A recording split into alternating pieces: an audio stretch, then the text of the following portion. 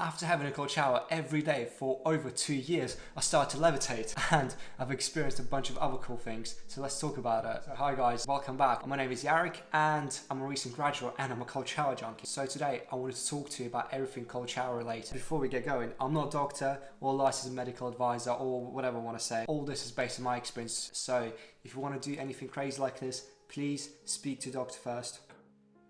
Why did I want to start taking cold showers? I want to say I looked into all these random studies, but in reality, I just watched a bunch of YouTube videos on this. Around the same time, Yes Theory did a documentary with Wim Hof. This kind of piqued my curiosity on, firstly, that expedition was sick. So we did a bunch of cold exposure, went up a mountain there short, on a bunch of other stuff. And also it talks about all the benefits of cold showers, breathing techniques, etc. Afterwards I started to experiment with the breathing techniques and then cold showers and eventually ice baths. So how did torturing myself like this really benefit me? Firstly, the short-term benefits, the immediate benefits. Doing it in the morning gives you literally an instant energy boost. As soon as you get under cold water, you feel so good, you feel energized, you feel like you're kind of ready to go on with the day. Normally, if you don't do exercise or if you don't have a cold shower, it's a little while for you to get out of this morning fatigue, this morning sluggishness. Also, this is quite cool to do before, for example, a run or something like that. It gives you a nice energy boost. So one of the biggest things is when I feel really anxious, overwhelmed, or stressed, I either go take a cold shower or have a cold plunge. Basically, you're kind of forced to control the breath and you're forced to only pay attention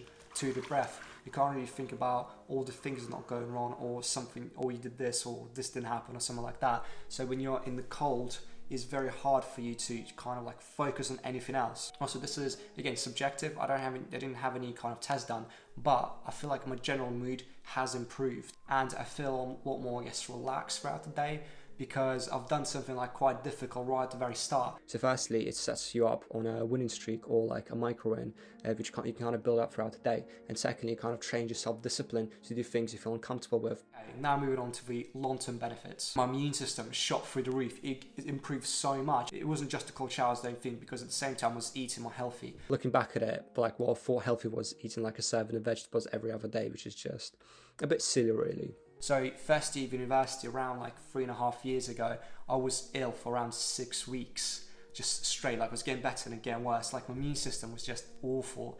But afterwards, about a year after, I started to kind of take cold showers, and then my immune system just improved. Again, I was also eating a tiny bit more healthy, so this might have helped. But both those things literally contribute so much to it. For example, last time I was seriously ill is when I had the C word, and then even with that, I recovered quite quickly. One thing to say though, if you are ill, don't stress out your body even more by taking a cold shower. Just take a rest, fully recover, sleep more, do the breathing technique. Another thing, I used to get really cold hands and feet, but ever since taking cold showers, I don't really know the exact time frame, but I noticed that my hands a lot warmer. Yeah, ice baths and cold showers are supposed to improve your circulation, so this is probably why.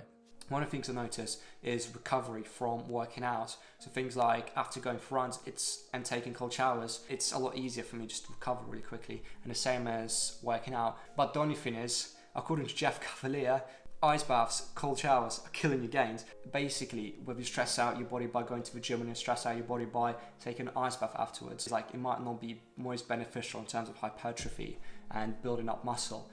And so we can just have a little cold shower, not a crazy cold shower right after you come back from the gym. If you want to know about the science of recovery and ice baths, I probably recommend the Andrew Huberman podcast. I'll link it down in the description below. Another thing is, I noticed it made me calmer. I was talking about when it helped me with anxiety and stress, this also kind of made me feel a lot more kind of grounded and calmer. I kind of treated cold showers and stuff as more of a meditative practice. Meditative. Come on, mate, spit it out. Next time when you're kind of in the cold, for example, when you're having a cold shower or when you're taking an ice bath or when you're feeling cold walking back home or something along those lines, just observe the sensation in your body instead of labeling it as either cold or hot or whatever else. Just kind of observe what sensation in your body. Okay, cool, it feels tingly here, and kind of relationship with the cold slowly starts to change. This is what I noticed.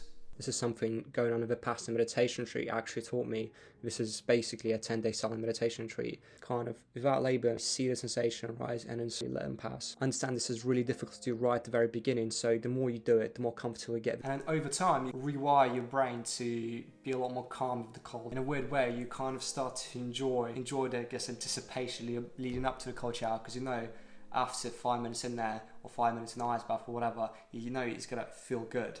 But that does take like a while to build towards. As you learn to adapt towards this stress, this kind of ripples down into other areas of your life. So doing these things such as ice baths and cold showers does directly impact your ability to train your willpower and your self-discipline. And these two things are like a muscle. The more you train them, the stronger you'll become. So the more you train your self-discipline, the more you train your willpower, the easier it'll become to do the uncomfortable tasks. So this can start with like taking an ice bath, then it can also ripple down to just doing really focused work or doing this certain thing you're uncomfortable with doing. Okay, I don't remember exactly who I heard this analogy from, but I think it's Gal. I don't know what I said here. Is it good? Gal? What's Gal? What's that? Right. So a cold shower does not kind of build an inner fire. It's just a spark. For some people, it'll do more than others. But for example, if you've got all these really good routines, adding sparks to this fire. So for example, you have spark of cold shower and the spark of eating healthy, working out. All of these sparks kind of come together to create this massive ass fire. So here's some other benefits. I didn't experience this myself, but I know other people have, and there's some studies will talk about it. Okay, not to waste your time, it's quite easy to just go online and just do your own research. So I'll just link some of the benefits here. Boom. Right. Incredible sound effects. And the best part is how to start. If you want to get started with a cold shower, like with any habit, don't try to go like balls deep right at the very start. That's just setting yourself up for failure. So basically start with just minimum dose basically. So after having a nice like warm shower, do 10 seconds of cold, like right at the very end. And then after a while, after a week, couple of days maybe, however you feel like it, whenever you're ready, build up to 20 seconds, then 30 seconds right at the very end. Kind of can build up to a minute. And then you can kind of go from warm and then do 30 seconds cold, 30 seconds warm and stuff. And then you're slowly trying to progress, just having cold showers maybe over a space of a month, 2 months. To be honest, like whatever is comfortable with you. And Habit Track also really helps with this. So whether it's the Wim Hof app or just drawing out like a little calendar and just giving yourself a little tick every time you actually do a cold shower, it really helps. Build up small, and then these small results will compound over time. Okay, big brain move, right? So as you're stepping into the cold, take the breath out. So you go, cold hits you, you go. Well, I noticed that prevents you from like tensing up so much. Whenever you step into the cold, your breath's going to become a lot more shallow. So you're going to start breathing like this, and you're going to start tensing up. So again, to counteract it again, breathe out and just control your breath. Your body will start going into shock if you keep tensing up, you keep fucking breathing like this. So relax and